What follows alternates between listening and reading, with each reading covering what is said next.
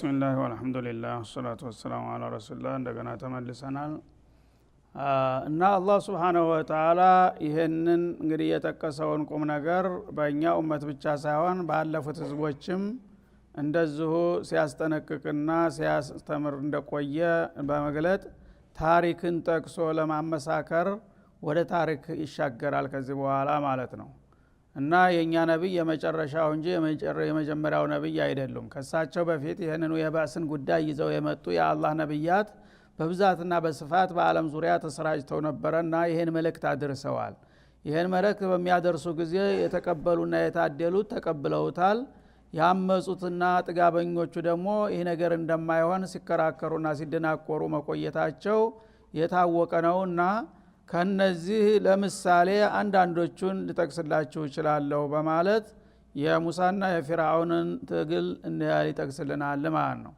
هل اتاك حديث موسى ለመሆኑ የወንድምህ የነብዩላህ ሙሳ ዜና ደረሰህን መሐመድ ኢላቸዋል አለይሂ ሰላቱ ወሰለም እና ሙሳ እንግዲህ በቁርአን ውስጥ ታሪካቸው በብዛትና በስፋት ከሚደገሙ ነብዮች በአንደኛ ደረጃ የሚጠቀሱ ናቸው እና ረቅም ዋሂር ናቸው በቁርአን ውስጥ ቂሷቸው በብዛት በመምጣት ማለት ነው ለምን ሙሳ ታላቅ ነብይ ነበሩ ትግላቸው እንቅስቃሴያቸው የጥላቶቻቸው ደግሞ ኃይለኝነት ተመሳሳይነት ስለነበረው የነብዩ መሐመድና ሙሳን ብዙ ጊዜ ያመሳክራቸዋል ያመሳስላቸዋል ማለት ነው እና ሙሳ በግብጽ ሀገር ነው እንግዲህ ያደጉትና የተላኩት በግብጽ ሀገር በዛ ወቅት በጣም ከባድና ጥጋበኛ የሆነ ባለስልጣን ነበረ ፊርዓውን ጧቂያ በመባል የሚታወቅ ማለት ነው ይሄንን በጣም ከባድ ጥጋበኛ የሆነ ሰው አላህ Subhanahu Wa Ta'ala ሙሳንና ወንድሙ ሃሩንን በመላክ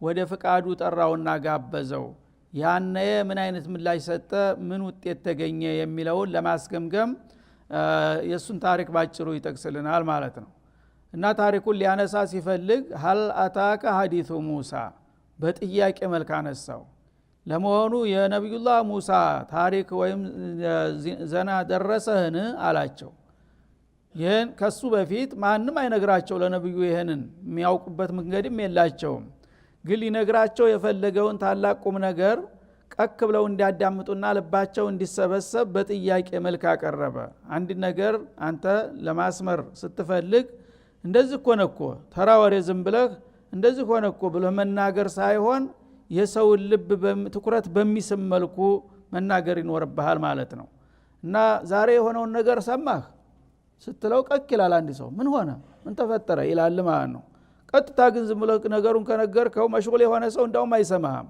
በዛ እንደተሻገለ ያልፈዋል ዝም ብሎ ወሬው ሳይገባው ማለት ነው እና ነብዩ አለይሂ ሰላቱ هل اتاك የሐዲሱ ሙሳ አخبار ሙሳ عن كلام الله مع طاغية فرعون እና ነብዩላህ ሙሳ የጌታ ዓለማል የነበሩት ታላቁ ነብይ ጥጋበኛው ፍርዓውን ጋራ ያደረጉትን ነገር ዜናው ደርሶሃልን ይላቸዋል ምን አይነት ዜና ነው ብለው በትኩረት እንዲቀበሉትና እንዲከታተሉት ለማድረግ ማለት ነው ወይም ሃል በማዕና ቀድ ትመጣለች ሃል እንደ ቀድ ትመጣለች ታውን ቀደም ሐላአታ ላይ እንዳሳለፍነው ማለት ነው ቀድ አታከ ሐዲሱ ሙሳ ማለት ይሆናል በዚህኛው አባባል የነብዩ ወንድምህ የነብዩላህ ሙሳ ዝና በእርግጥ በዚህ ሱራ ላይ ባጭሩ ይመጣልሃልና እሱ የዚህ አይነት እምነተ ቢስ የሆኑ ህዝቦች ላይ በሚላክ ጊዜ ያጋጠመውን ውጣውረድና ችግር እስቲ ልንገርህ እና መጥቶልሃልና የሱን ዜና አዳምጠህ እሱን አራያና ምሳሌ አድርገህ አንተም ለሚያጋጥሙህ ችግሮችና ፈተናዎች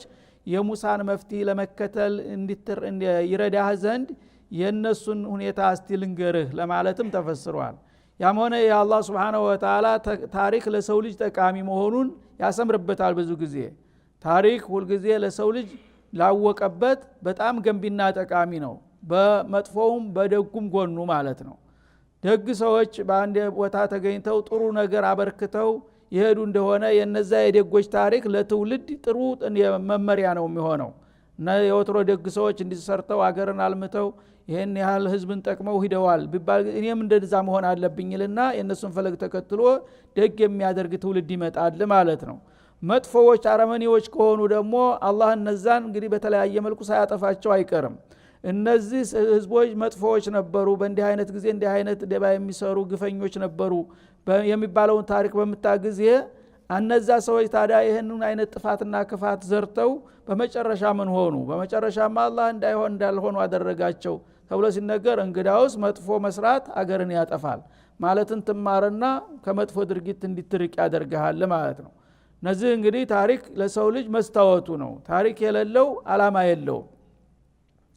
ለዚህ ይመስላል የሀገራችን ሙስሊሞች ብዙ ጊዜ ያው ዋጋ ቢስ ሆነው የቀሩት ማለት ነው። ታሪክ የምንኮራበት ይሄን በቅርብ ነገሌ አባቶቻችን በእንዲህ አይነት ዘመን እንዲሰሩ የሚል በመጥፋቱ ሁሉም ባለበት ዝም ብሎ ደንዝዞ መቀጠል ያው የደነዘዘው በደነዘዘ እየተተካ ማለት ነው። አንድ ጠንካራ ነገር እምርታ ትኩረት የሚስብ ነገር የሰራ ትውልድ ካለ ግን ለምን የአባቶችን ታሪክ አልደግመውም የሚል ወኔ ይመጣል ማለት ነው። ይሄ አስፈላጊ ነውና ቁርአን ብዙ ጊዜ እዚህ ላይ ያተኩራል። ኢዝናዳሁ ረቡሁ ቢልዋዲል ሙቀደስ ጡዋ እና ነብዩላህ ሙሳን አላህ Subhanahu Wa Ta'ala ባላሰበውና ባልጠበቀው ቦታና ሁኔታ ድንገት በበረሃማ ቦታ ላይ እሱ እሳት ፍለጋ እየባዘነ ያለ ጌታው ጠራው ማለት ነው። በተቀደሰችው ሸለቋማ ቦታ ልዩ ስሟ ጡዋ የምትባል ቦታ እና ሲና በረሃ ውስጥ ነው ማለት ነው። በእስራኤልና በግብጽ መካከል የምትገኘው ልዩ ክልል የምትባለው እዛ ሲና በረሃ ላይ እሳቸው ኡርዱን አካባቢ እሱ መዲና አካባቢ ቆይተዋል። መዲና አካባቢ ለ10 አመታት ከቆዩ በኋላ ያው በፖለቲካ ችግር ነው የወጡት። የፍራውን ወገን የሆነን ሰው ገለው በዛ እነሱ ሲፈልጓቸው እግሪያውጭ ብለው አምልጠው ሄዱ። ከዛ 10 አመታት ያህል ከቆዩና ታዘናጉ በኋላ እንግዲህ ሰው እንዳይሳታስ የለም እስከመቼ ነው እኔ ታገሬ ተነጥቅን ምንወረው ገብቼ የፈለገውን ያህል ጥረት አድርጌ ወደ ሀገሬ መመለስ አለብኝ ብለው ከ10 አመት ቆይታ በኋላ ወደ ሀገራቸው በመመለስ ላይ ያሉ ሲና በረሃ ላይ መሸባቸው። ሲመሽባቸው መንገድ ጠፋባቸው። ጨለማ ዲግዲ ጨለማ ንፋሱም ዝናቡም ሁሉም ውጥንቅጡ ወጣ። ያኔ ባለቤታቸው ነፍሰ ጡር ነበረች ይባላል እና አንድ ቦታ ላይ ያስቀመጧትና በአሻጋሪ አንድ እሳት የመሰለ የሚንበለበል ብርሃን ነገር ሲያዩ እሳት መስሏቸው እዛ ማዶ ሄጄ እሳት በችቦ ለኩሼ እመጣለሁ እናንተ ዝጠብቁኝ ብለው ትተው ወደዛ በአሻጋሪ አችን በመብራት እያዩ እየወደቁ እየተነሱ ይሄዳሉ በበረሃማ ቦታ ማለት ነው። እዛ አካባቢ ሲደረስ ግን የታየው እሳት አይደለም፣ ልዩ ብርሃን ነው።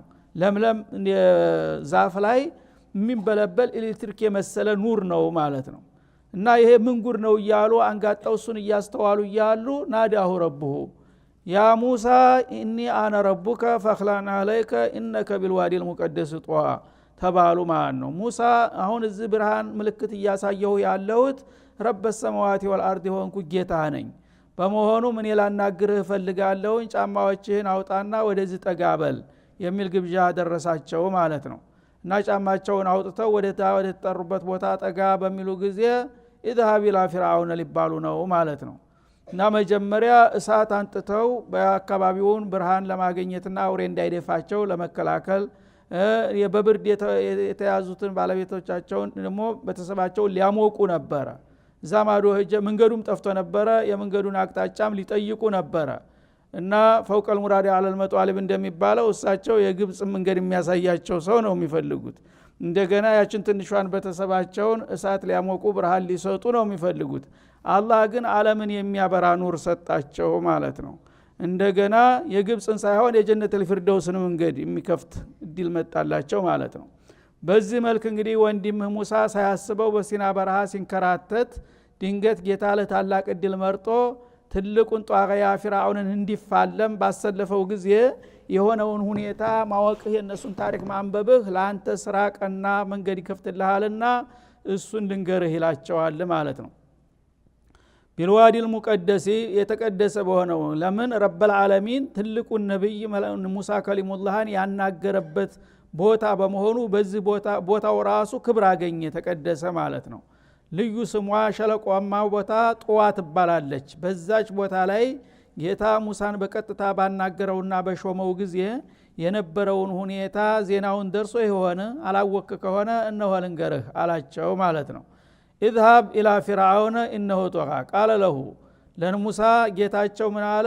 ያው ራሱን ታስተዋወቀና ለዚህ ድል የመረጣቸው መሆኑን ካሳወቀና ከሾማቸው በኋላ ወደ ስራ መስካቸው መራቸው ማለት ነው። ወደ ፊርዓውን ሂድ አላቸው። ለምን ኢነሁ ጦጋ ፊርዓውን በጣም በጥጋብ ተወጥሮ አንድ ደንበር ዘሏል። ሰው አልደረሰበት ደረጃ ላይ ደርሷል በጥጋብ ማለት ነው። እና በጣም ደንበር ያለፈ ጥጋበኛና ባለጌ በመሆኑ ሂድና እስቲ ከስ በለው ካንተ በላይ ሌላ ኃይል አለ ታው ልብ በል ብለህ ገስጠው ይላቸዋል ማለት ነው። ወትሮም እሳቸው ወደ ግብጽ እየሄዱ ነው። ወደ ግብጽ የሚሄዱት ግን የሀገሪቱን ባለስልጣን ሄደው ይቅርታ ለምነው ተለማምጠው ምህረት ሊቀበሉና እንደ ተራ ሰው ሊኖሩ ነው የሚሄዱት ማለት ነው። አሁን ግን የምን መለማመጥ ትልቁ ወንጀለኛ እዛ ነው ያለው አንተ አይደለህም ወንጀለኛው አላቸው አላህ Subhanahu Wa Ta'ala። አንተ እሱን ሄደህ ትምህርት መስጠትና ማረም እንጂ ከሱ ደይ መጥናትና ማጎብደድ አይጠበቅብህም። ሂድና በቀጥታ አንተን እንደ ወንጀለኛ አርጎ ቢያየህ እኔ ንዑስ ወንጀለኛ ነኝ ትንሽ አንድ ግለሰብ ብቻ ተሳስቼ ገድሌ ነው የተከሰስኩት፣ አንተ ግን ሺዎችን እያጨድክ ነው በየቀኑ። ስለዚህ አንተ አላህን ፍራ የፈጠረህ ጌታ እኔ ልኮኛልና ካሁን በኋላ ይሄ አካሄደ አያዋጣህም፣ ልብ በልና ቆም ብለህ ራስክን ጠይቅ ብለህ ንገረው ደንበር አልፏልና በማለት ላክነው ይላል። ፈቁል ሀለከ ኢላ አንተ ዘካ ሁኖም ግን ስትቀርብ ስልታዊ ሆነ ቅረብ አላቸው።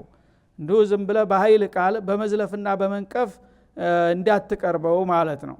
እና በአክብሮት ቃል አዳበ ዳዕዋን ያስተምራቸዋል እግር መንገዱን ማለት ነው። ቁል ሀለከ ኢላ አንተ ዘካ ፈቁላ ለሁ ቀውለን ለይነ ለዓለሁ የተዘከሩ አው የኽሻ ይላል ጧሃ ላይ። እና አሁን ስለ ሙሳ ብቻ ነው። ሌላው ቦታ ሃሩንንም ጨምሮ ሁለታቸው መመሪያ ተሰጥቷቸዋል። ስትቀርቡ አንተ ካፊር ሙጅሪም ጥጋበኛ ጨፍጫፊ አምባገነን ብላችሁ እንዳትቀርቡ። ይሄን ካደረጋችሁ እንዳውም የባሰ ደራ ውስጥ ይገባና አካባቢውን በሙሉ ሊያወድም ይችላል ማለት ነው። ያ እንዳይሆን እንግዲህ በተጨባጭ በአገሪቱ ላይ ትልቅ ባለስልጣን ነው እሱ ክብር ለምዷል። መመቋሸት መወደስ የለመደ ሰው ነው። ስለዚህ በሚገባው ቋንቋ በአክብሮት መልክ ቀስ ብላችሁ ለስለስ ብላችሁ ነው መቅረብ ያለባችሁ ይላል። አላህ ፊርዓውን እንደማያምን ያውቃል። ግን የማያምን እንኳን ሰው ቢሆን በዳዕዋ አቀራረብ ላይ ለዘብ ብለህ በስልት ነው መቅረብ ያለብህ እንጂ የለየለት ካፊር እንኳን ቢሆን አያምንም ብለህ ተስፋ ብትቆርጥ እንኳን በመጥፎ በሸካራ ቃል ማናገር የሌለብህ መሆኑን ያስተምራል ማለት ነው። ፈቁል ሀለከ ና ጋሼ ይፈቅዱልኛልን ባናግረውት። ይሄን ታልክ ማንም ሰው መቼም እስቲ በል ነው የሚልህ ማለት ነው። እና ጋሼ ባናግረውት ፍቃደው ከሆነ በሚል ቃል ከቀረብክ ትናይለም አንተ ሰው ይሄዳል አበዛው አሁንስ ብለህ ተጀመርክ እንዴት ይሆናል? ሱብሃንአላህ። እና ሀለከ ማለት እንግዲህ የማባበያ ቃል ናት ማለት ነው። ምናልባት ፍቃደው ከሆነ ግርማው የሚፈቅድልኝ ከሆነ ላናግረውት ፈልጌ ነበር ታልከው ማንም ሰው ይሄን አይነት አነጋገር እስቲ ሊየው ብሎ ባይቀበለውም እንኳን እስቲ ለማንኛውም በል እንስማህ ነው የሚለው ማለት ነው።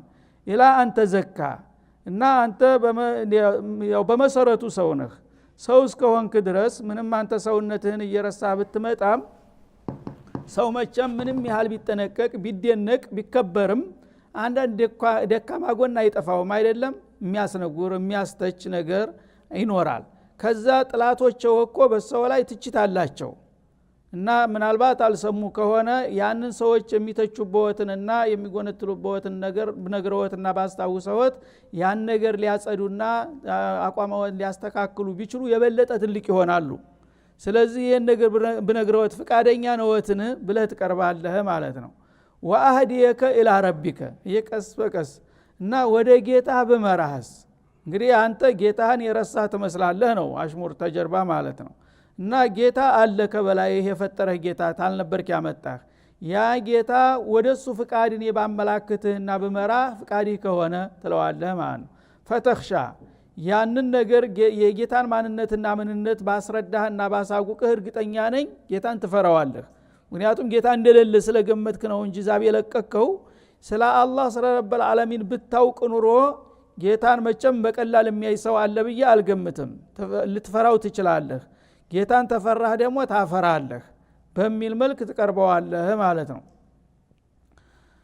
ያኔ ልክ ባላቸው መሰረት ሄደው በለስላሳ ቃል አናገሩት ማለት ነው። እንዳሉትም እንግዲህ ማንንም ሊሰማ የማይችል አምባገነን የነበረው ሸጋ በሆነ አቀራረብ በመቅረባቸው የማነጋገር እድል አገኙ ማለት ነው። ግን እንዳሉትና እንደጠበቁት በቀላሉ ጌታ ተላካችሁማ ይሽቀበላለሁ ተባበራለሁ ሊል አልቻለም ማለት ነው። እና አነጋገራቸው እኔ ከጌታ በኩል እኛ ተልከን መተናል፣ እርስዎ ደግሞ ስለ ጌታ እንደኛ ግንዛቤው ቢኖርዎት እርግጠኛ ነን ከኛ የበለጠ ጌታን ይፈሩታል ብለን ተስፋ እናደርጋለን እና እስቲ እንወያይ በዚህ ጉዳይ በሚል መልክ ሲቀርቡ እናሱም ያቀረባቸው ማለት ነው። ፈአራሁ አየተል ኩበራ። ከዛ ውይይቱ እየቀጠለ ሲሄድ እንደምትሉት እንግዲህ እውነት ጌታ መርጧችሁና ለዚህ እድል አብቅቷችሁ ከሆነ ምን ማረጋገጫ አላችሁ አለ። ልክ ሰብአዊ የሆነ አቀራረብ ቀረበ ማለት ነው። እና ማረጋገጫ ፈልጋለሁ፣ ማስረጃ ካላችሁ የምትሉት ነገር እውነት የዓለም ጌታ ካለ እናንተን የላካችሁ ከሆነ እኔን ደግሞ ወደሱ ፍቃድ የጋበዘኝና የጠራኝ ከሆነ ይህ ነገር እውነት ነው ለማለት ተጨባጭ የሆነ ማረጋገጫ እፈልጋለሁኝና ምን ማስረጃ አላችሁ አላቸው ማለት ነው። ያኔ ሙሳ ታጥቀዋል ተዘጋጅተዋልና ፈአራሁ አየተል ኩብራ እና ይሄን ማድል ከተሰጠኝ ማስረጃውማ ችግር የለም አሉ ማለት ነው። ታላቋን ታምር አሳዩት ማለት ነው። ታላቋ ታምር ምን ነበረች? ያው በሌላው ቦታ በግልጽ እንዳስቀመጠው አሷቸው ናት ማለት ነው። እዚሁ ያው ወደፊትም ይጠቅሰው ይሆናል። አሷ ዘንግ ነበረቻቸው፣ ብትረ ሙሴ የምትባል የበረሃ ወልጋዳ እንጨት ነበረች። እሷን ይዘዋል። ወማትል ከቢየሚኒከ ያ ሙሳ ያላቸው ማለት ነው። ስንቃቸውን የሚያነግቡባት፣ ፍየሎቻቸውን የሚነዱባት ተራ እንጨት ነበረች። ያች እንጨት ለካ አላህ ያው ታምር ሊያደርጋት ፈልጎ ነው። እዛ ላይ እንግዲህ መጀመሪያውንም አላህ አሳይቷቸዋል ማለት ማስረጃ አንጣ በሚል ጊዜ እስቲ ዘንግህን ጣላት ብሎ አሰልጥኗቸዋል። ራሱ ልምምድ ያድርጎላቸዋል። ዘንጋቸውን ሲጥሏት ወዳውኑ እባብ ሆና የምትወረወር በምትሆንበት ጊዜ ትነድፈኛለች ብለው ደንግጠው እግሬ አውጭኝ ሩጫ ማለት ነው አማመላህ። ከዛ ወዴት ነው የምትሮጠው? ደግሞ ተዘንግ ትፈራለህ እንዴ? ያዛት ኩታብ እንዴ ወላ ተከፍሰኑ ዒዱሃ ሲረተሃ አልኡላ። እንደገና ሲይዟት እንደነበረች ያቸው የሙሳ ዘንግ ሆነች ማለት ነው። በዛ መልክ ልምምድ ያድርገው እርግጠኛ ናቸው እሳቸው። ማስረጃ አምጣ በሚላቸው ጊዜ ባልጠበቁት መልክ ሌላ ቦታ ሄዶ እንግዲህ ፋይል ያመጣል ብሎ ሲጠብቅ እሳቸው በእጃቸው ያዟትን እንጨት ጣል ሲያረጉ ወዳውኑ የምትወረወር እባብ ሆና ቁጭ አለች ማለት ነው። ያኔ ያዛት ሙሳ እንግባባለን ምንም ችግር የለም ምናምን ማለት ጀመረ ማለት ነው።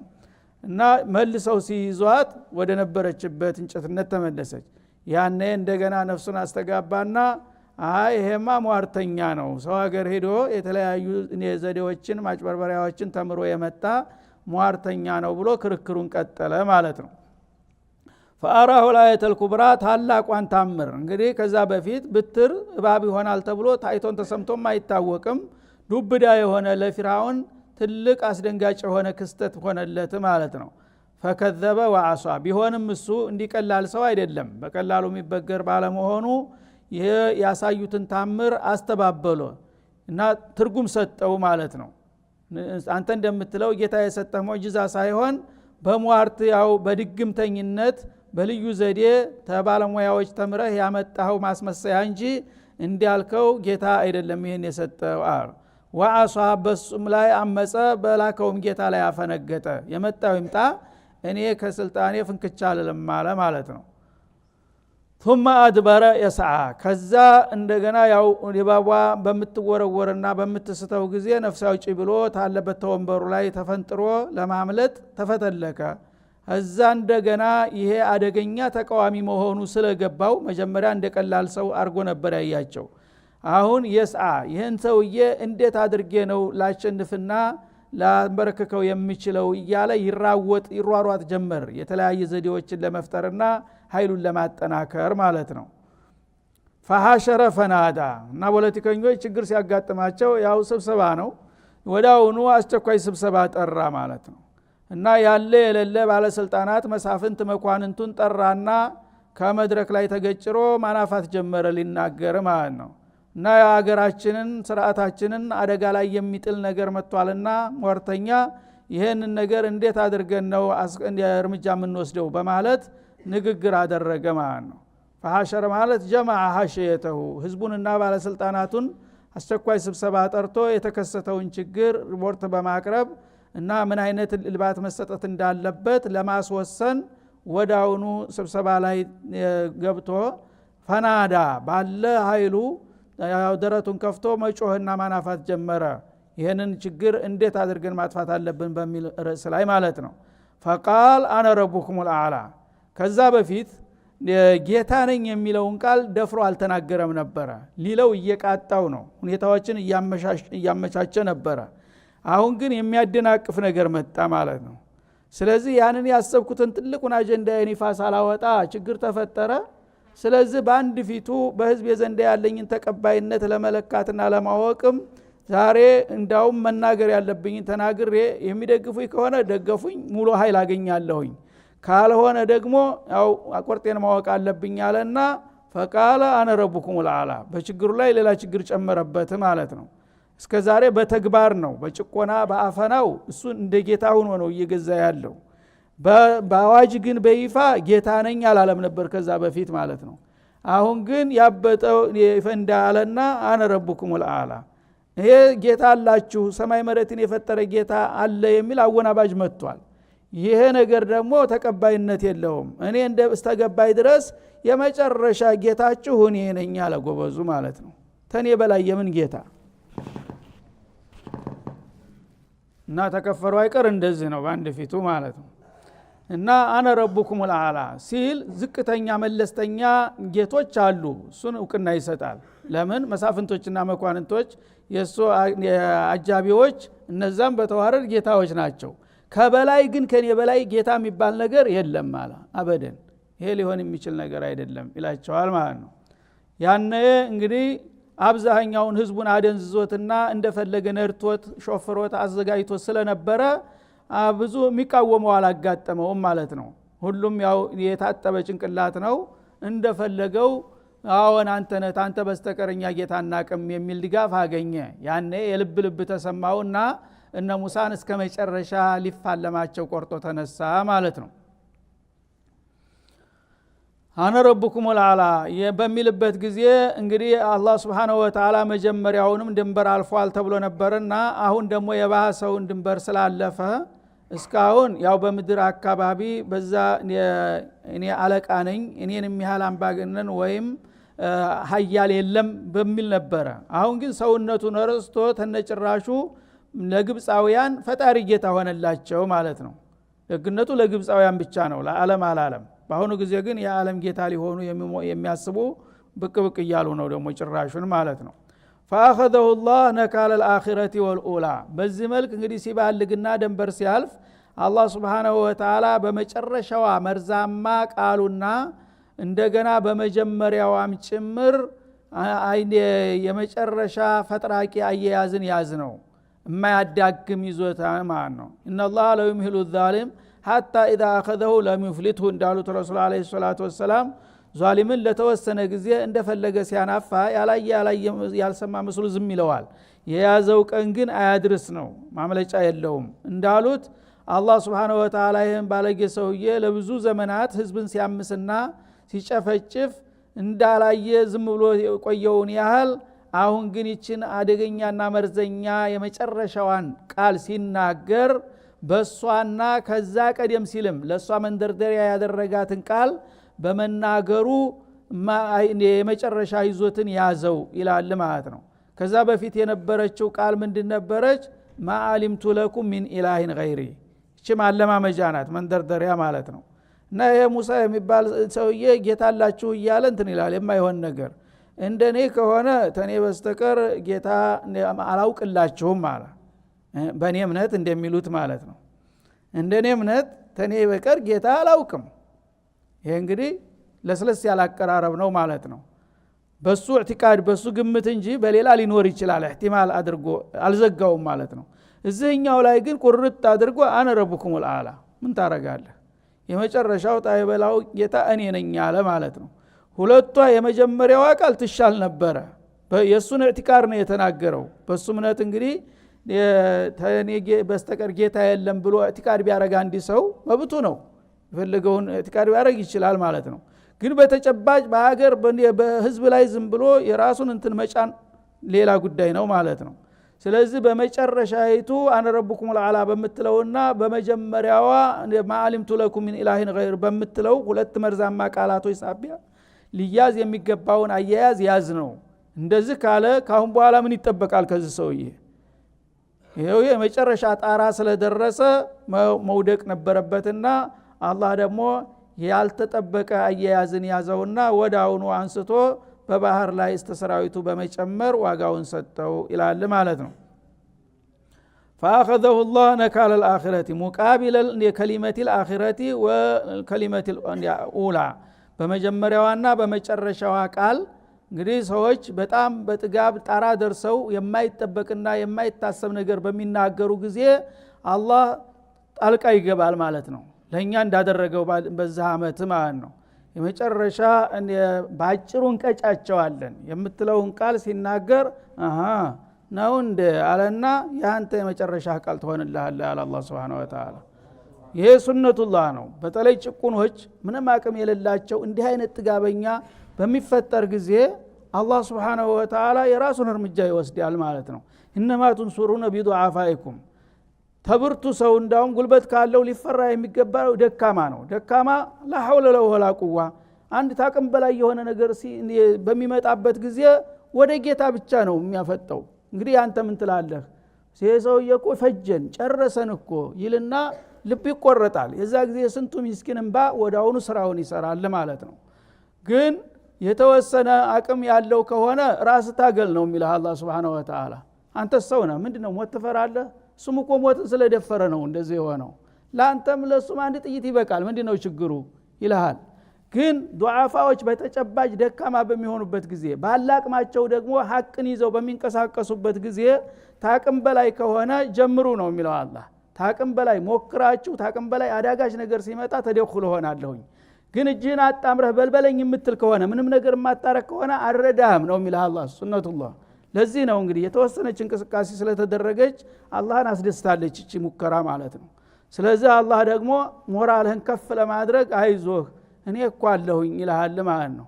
አሁንም በዚሁ መልክ የሚቀጥል ከሆንክ ያለች አቅምህን እየተጠቀምክ ጌታህን እየጠየቅ ተቀጠልክ ጌታ ይረዳሃል ማለት ነው።